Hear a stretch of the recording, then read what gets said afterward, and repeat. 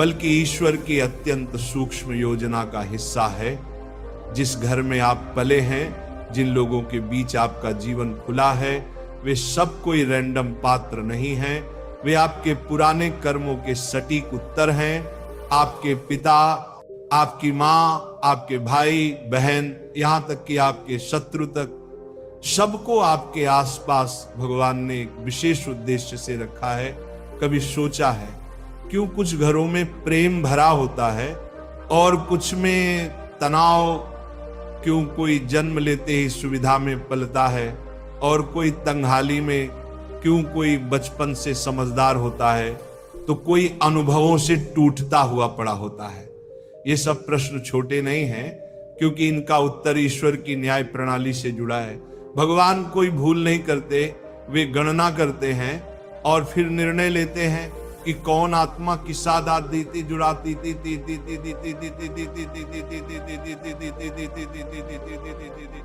परिस्थिति में किस आत्मा के साथ जुड़कर अपने अधूरे पाठ पूरे करेगी। आप सोचते होंगे, अगर भगवान ने सब तय किया है तो फिर मेरा क्या दोष? सुनिए, ये संसार किसी सजा या इनाम का नहीं, बल्कि सीख और सुधार का विद्यालय है। जिस परिवार में आप जन्मे हैं, वही आपकी परीक्षा का केंद्र है। ईश्वर ने आपको ठीक वही माता पिता, वही परिवेश दिया है जहां से आपकी आत्मा को अपने अधूरे संस्कारों को पूरा करना था। अगर कोई आत्मा अपने पिछले जन्म में अभिमान से भरी रही तो उसे इस जन्म में ऐसे लोगों के बीच रखा जाता है जो उसे झुकना सिखाएं।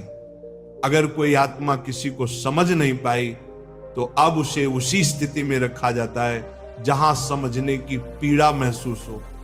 भगवान वही करवाते हैं जो हमारी आत्मा को उसके अगले स्तर तक पहुंचाने के लिए जरूरी होता है। कभी कभी हम कहते हैं, काश मेरा जन्म किसी और घर में हुआ होता। पर सोचिए, क्या आप किसी और घर में जाकर भी वही सीख पाते जो आज पा रहे हैं? नहीं, क्योंकि आपका यह जीवन कर्मों की फसल का परिणाम है। आपका जन्म स्थान, आपका परिवार, आपका समय, ये सब मिलकर आपके लिए बनी एक दिव्य प्रयोगशाला की तरह है, जहां आप खुद को परखते हैं, गलतियां करते हैं और अंततः तप कर सोना बनते हैं। ईश्वर ने किसी को किसी से ऊंचा या नीचा नहीं बनाया। हर आत्मा अपने स्तर पर सीख रही है। कुछ लोग आपको चोट पहुंचाएंगे, कुछ आपको सिखाएंगे और कुछ केवल आपकी आत्मा के आईने बनकर आपके भीतर की कमियों को दिखाएंगे। इसलिए जो लोग आपके सबसे करीब हैं, वही आपके सबसे बड़े शिक्षक हैं।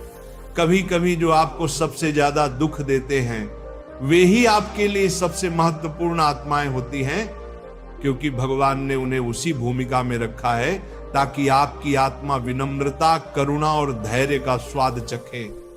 और यही बात बहुतों को कठोर लगती है कि भगवान कठोर हैं। हाँ, वे कठोर हैं क्योंकि वे सस्ता प्रेम नहीं देते। वे वह प्रेम देते हैं जो आत्मा को झकझोर दे, उसकी नींद तोड़ दे। वे हमें फूलों से नहीं, कांटों से सिखाते हैं, ताकि अगली बार जब हम किसी और के जीवन में जाएं तो खुद किसी के लिए फूल बन सके। भगवान भावुक होकर निर्णय नहीं लेते, वे संतुलित होकर हमें वही देते हैं जो हमारे विकास के लिए आवश्यक है। यही कारण है कि कोई मां के प्रेम में जन्म लेता है तो कोई उसकी अनुपस्थिति में, कोई पिता के आशीर्वाद में बड़ा होता है तो कोई उसकी छाया के बिना, क्योंकि हर आत्मा का पाठ अलग है और हर जन्म उसकी अगली कक्षा बेलागू।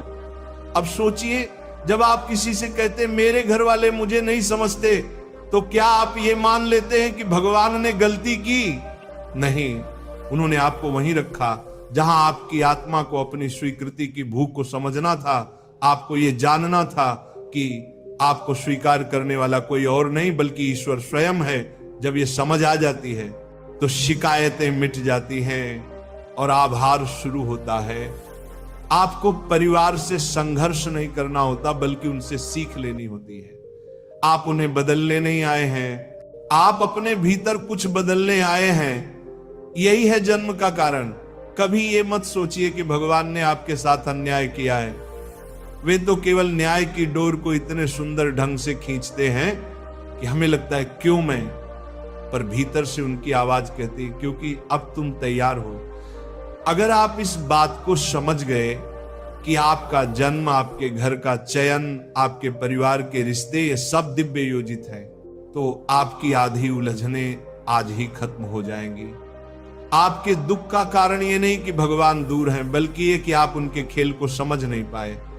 भगवान कोई भी